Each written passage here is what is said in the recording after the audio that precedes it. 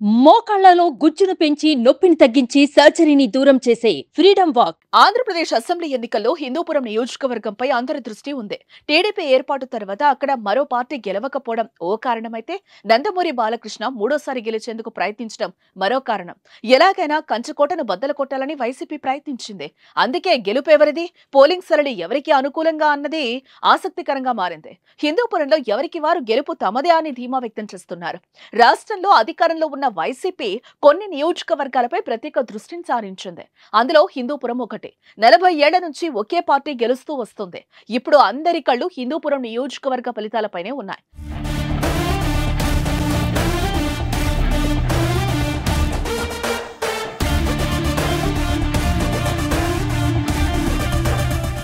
నలభై ఏళ్లుగా హిందూపురంలో తెలుగుదేశం జెండానే ఎగురుతూనే ఉంది. ఇప్పటికే ఎమ్మెల్యే నందమూరి బాలకృష్ణ 2 సార్లు హిందూపురం నుంచి ఎమ్మెల్యేగా గెలుపొందారు. ప్రస్తుతం ఎన్నికల్లో కూడా హిందూపురం నుంచి తెలుగుదేశం పార్టీ అభ్యర్థిగా ఆయనే బరిలో నిలిచారు కూడా. ఈసారి ఎన్నికల్లో గెలిచి హ్యాట్రిక్ కొడతానని బాలయ్య ధీమా వ్యక్తం చేస్తున్న పరిస్థితి. ఇటు వైఎస్ జగన్మోహన్ రెడ్డి తన అభిమాన నటుడు బాలకృష్ణని ఈసారి ఓడించి హిందూపురం నియోజకవర్గంలో వైసీపీ జెండా ఎగరాల్సిందే అన్న పట్టుదలతో ఉన్నట్లుగా తెలుస్తోంది. టీడీపీ ఆవిర్భావం నుంచి హిందూపురంలో ఇప్పటి వరకు వేరే పార్టీ అక్కడ గెలిచిందైతే లేదు. హిందూపూర్ మొదటి నుంచి టీడీపీకి కంచుకోట. దీంతో గతంలో ఇతర పార్టీలు హిందూపూర్లో గెలుపుపై పెద్దగా ఆశలైతే పెట్టుకోలేదు.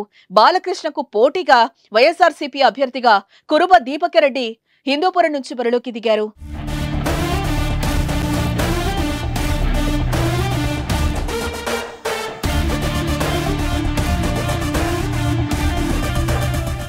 నువ్వా నేనా అన్నట్లు హిందూపురంలో పోటాపోటీగా వైసీపీ ఎన్నికల ప్రచారం నిర్వహించారు.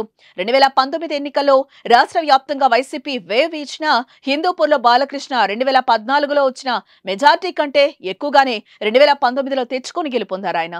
దీంతో వైసీపీ అధిష్టానం ఈసారి బాలకృష్ణపై పోటీకి బీసీ మహిళను రంగంలోకి దించింది. బాలకృష్ణ వర్సెస్ బీసీ మహిళ నినాదంతోనే వైసీపీ విస్తృతంగా ప్రచారం చేసింది.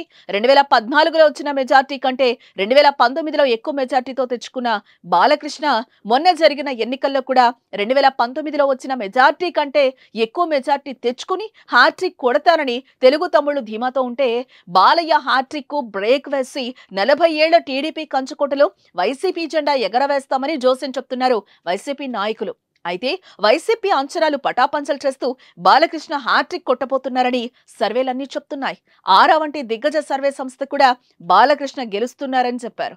దీంతో బాలయ్య టీడీపీ అభిమానులు మంచి జోష్ మీదున్నారు.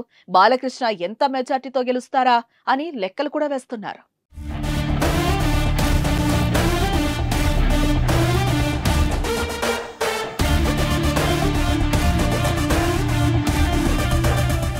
సుమన్ టీవీలో మీ పర్సనల్ అండ్ బిజినెస్ ప్రమోషన్స్ కోసం కింది నెంబర్కి కాంటాక్ట్ చేయండి.